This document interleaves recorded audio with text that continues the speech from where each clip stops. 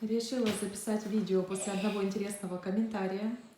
Записываю вот именно в такой обстановке, когда дочка сегодня дома. Это нереально важно, потому что вы поймете, что я хочу рассказать. Одна девушка мне написала, спасибо, конечно, за комментарий, предложила по-другому расставить мебель. Значит, я снимаю на 0,5, это надо понимать.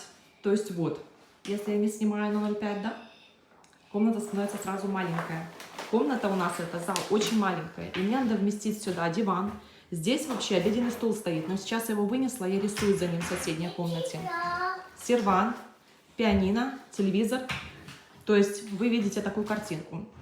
Женщина предложила сервант поставить на место дивана, сюда поставить пианино, например, куда-то туда поставить на место серванта кухонный стол,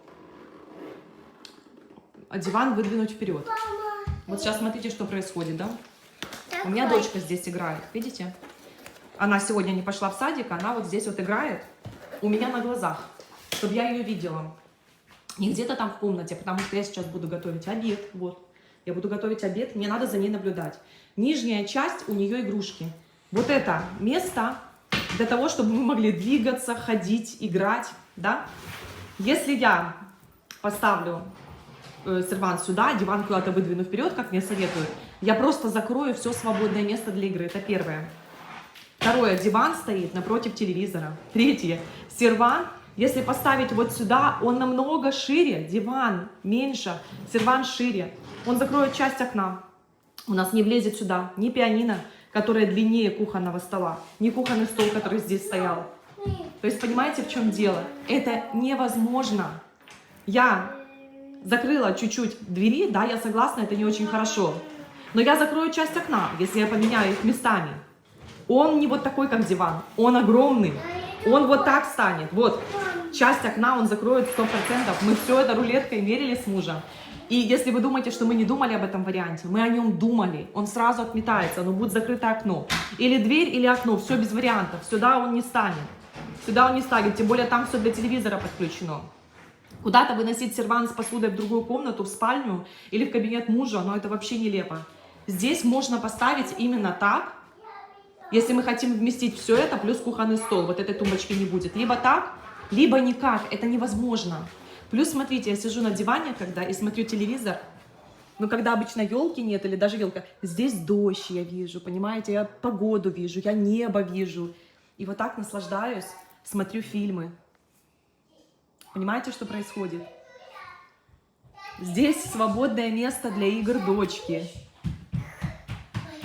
Я не представляю вообще другой вариант, он просто невозможен. Посмотрите еще раз на мою комнату. Плюс это акцент, который мне нравится. Вот я захожу в зал, это акцент, это, понимаете, притягивает глаз. А поставить его туда, это уже будет не то для меня. Абсолютно не то. Он будет стоять уже не по центру, он будет стоять вот так. Боком он будет стоять. Витрину красивую я видеть не буду. Ее можно будет увидеть только если ты...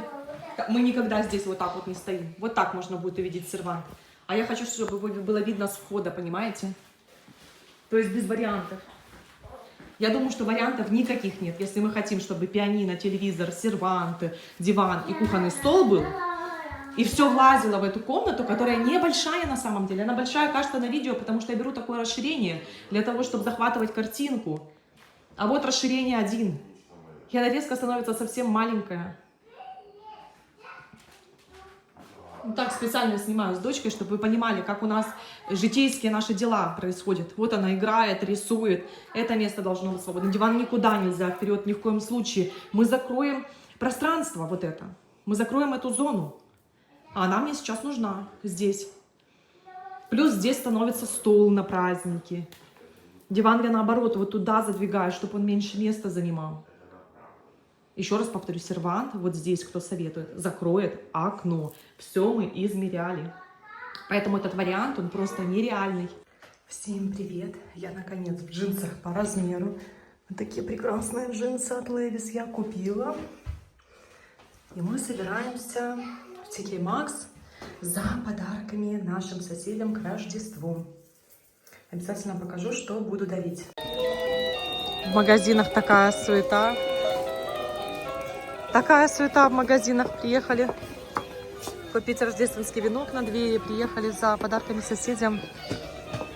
И магазины переполнены. Классная лампа. Посмотрите, какая сказка. Это просто сказка. Обожаю вот эти всякие магазины, где все к Рождеству продается. Как будто в детство можно окунуться. Смотрите, какая красота. Здорово. Гирлянды на весь вкус и цвет. Можно поставить письмо Санта-Клаусу, отправить около дома.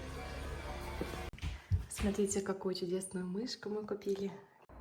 У нас появился вот такой красивый венок. Мне он понравился тем, что выглядит как настоящий. Ну, шишки настоящие, и вот эта лоза настоящая, а елочка нет. Я подумала, что настоящая, возможно, осыпется. Я продолжаю украшать наш дом. У нас у соседей тоже все светится. Собираю подарок нашим соседям. Вот такое шампанское подарю Майот, которое стоит у нас. Мужу дарили на 10 лет работы в компании. Конечно, подарок оказался неприятным, алкоголь мы не пьем. Я вот думаю, что в компаниях должны дарить не алкоголь, ну, на мой взгляд, потому что вот если не пьют люди, то подарок какой-то уже неприятный. Лучше бы подарили, не знаю, да я даже не знаю, деньги, наверное. Поэтому мы передарим.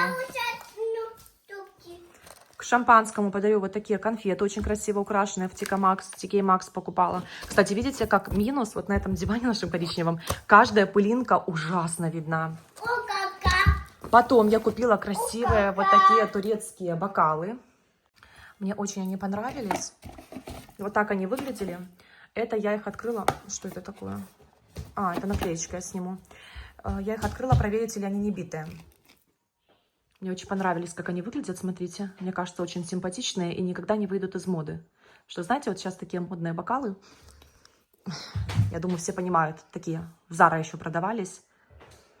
У всех они были. А вот эти, мне кажется, очень понравилась цветовая гамма. Видите, переходит как такой вот красивый оранжевый, оранжево-золотистый в бирюзу. Очень мне понравились. Смотрите. Дело в том, что моя соседка обожает собак, и вот ее собака. Один в один ее собака. Это музыкальная шкатулка. Это музыкальная шкатулка, в которой мыло. Вот что здесь, я не знаю, но здесь какой-то мыльный набор. Что-то внизу, мыло и что-то еще. Я просто не поняла, что там. Я не поняла, если вы понимаете, можете написать. Но что-то мыльное. И можно использовать как шкатулочку, и потом что-то хранить. В общем, прелесть. Я думаю, что ей понравится. Вообще, британцы очень любят такие подарки. Интересная открытка. Смотрите, вот это вот можно потом как брошку вешать. Представляете? И моя соседка украсила свой дом вот этими конфетками. Я подумала, такая открытка очень символично будет. И 2 игрушки для ее собаки, но их схватила Алиса и яростно не отдает. Один мячик. Алис, покажи, какой мячик. Вот такой вот мячик. Грести. Тоже в TK Maxx покупали. И вторая вот такая вот конфетка резиновая. Играть. Вот, теперь все готово. Я вот так вот еще перевязала, чтобы более как-то нарядно бокалы смотрелись. Завязала как могла, как понимала. Мне кажется, приятно. Это не подарок на Рождество, нас не приглашали они. Это подарок просто я купила, потому что я дружу с нашей соседкой. У нас нехорошие взаимоотношения и просто как приятный бонус. Вот. Безумно нравится мне эта шкатулочка. Красивая. Раньше такие не встречала. Именно она такая картонная, знаете, я встречала обычно деревянные.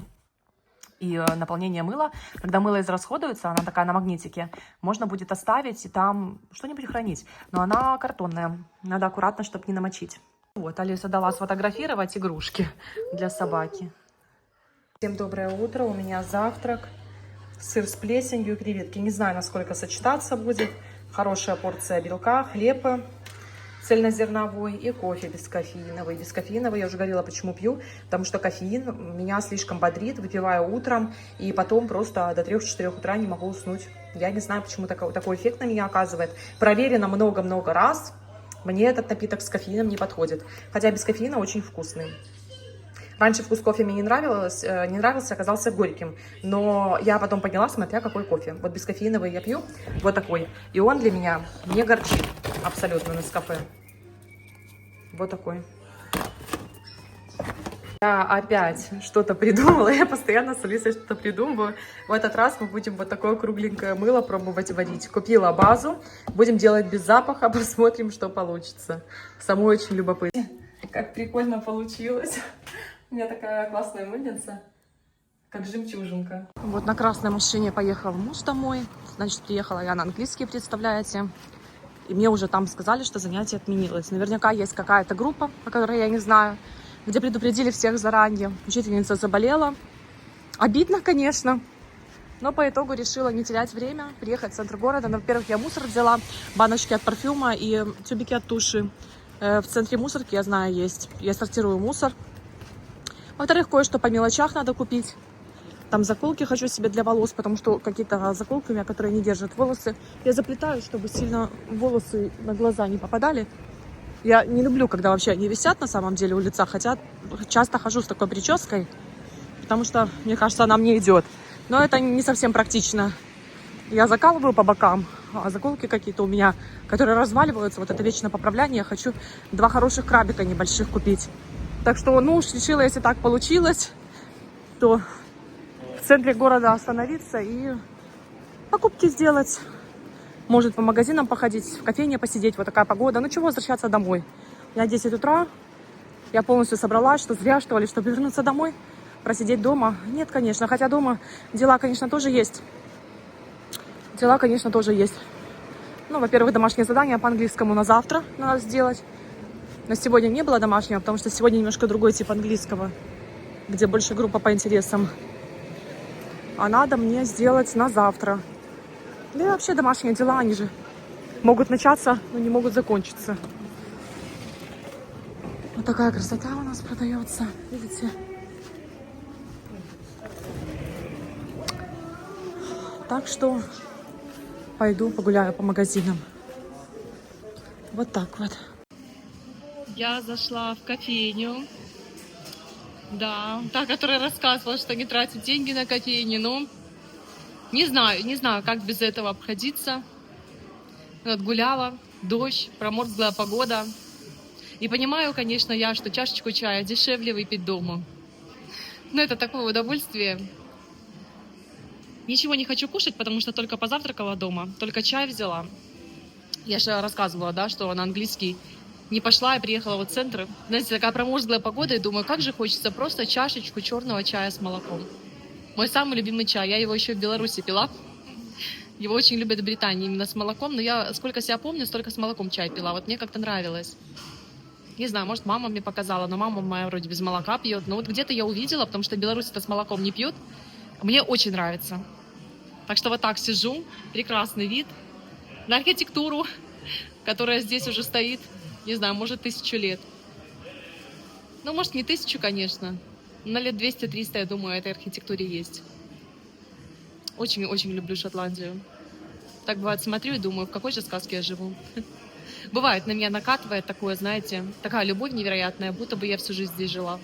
Мне очень нравится архитектура. Очень. Если спросить, ради чего здесь стоит оставаться, я скажу хотя бы ради...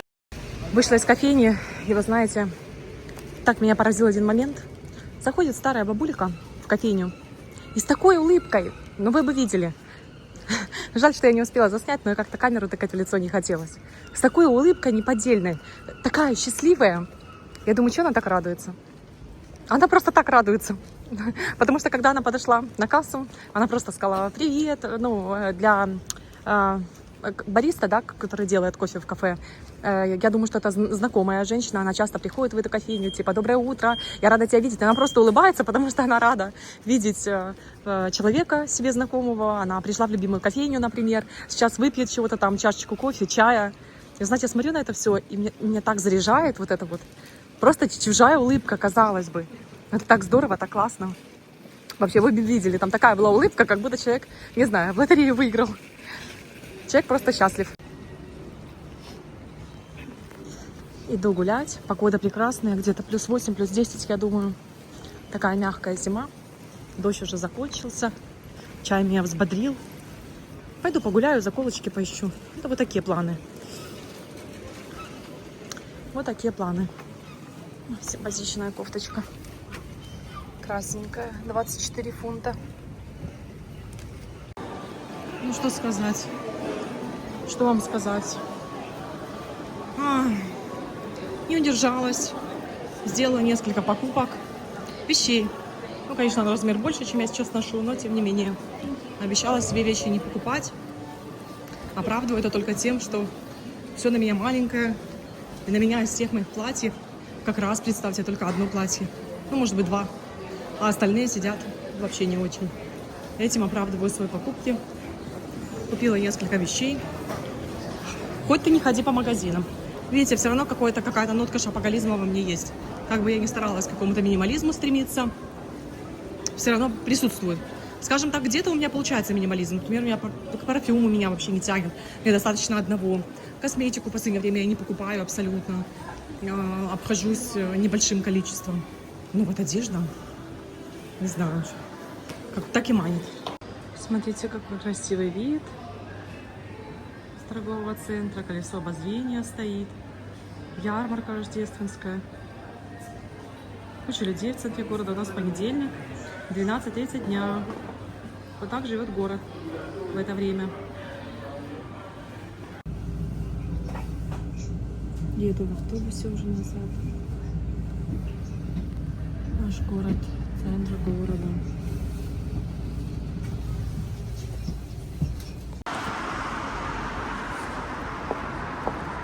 Муж собирается на работу, аутфит. Алиса тут новое пальто меряет.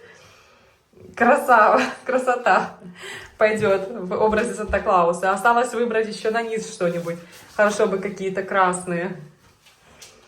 Будешь Сантой.